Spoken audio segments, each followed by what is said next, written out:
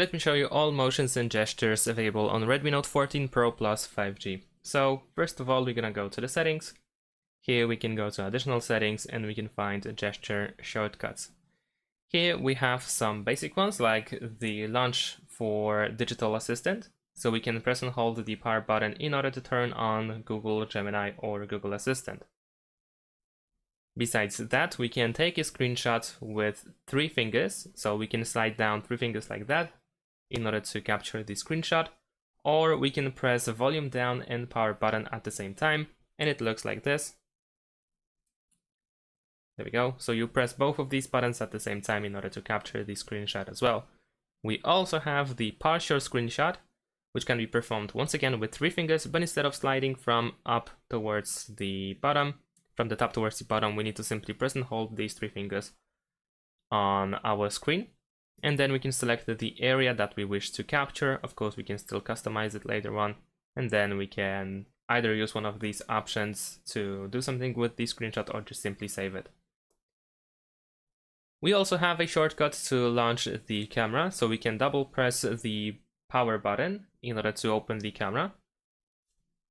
There we go. And another option allows you to open the camera when you are in the screen lock. So when the device is locked, you can double press volume down in order to open the camera as well. So let me quickly demonstrate. Let's go to the lock screen and then double tap volume button, and there we go. We are now in the camera. We also have the flashlight shortcut where we can double press the power button in order to turn on and off the flashlight.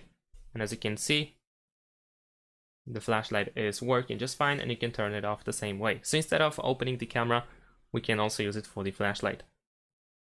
And finally, we have the back tap, which allows you to double tap or triple tap the back of your phone in order to perform something. And here you can choose what should happen.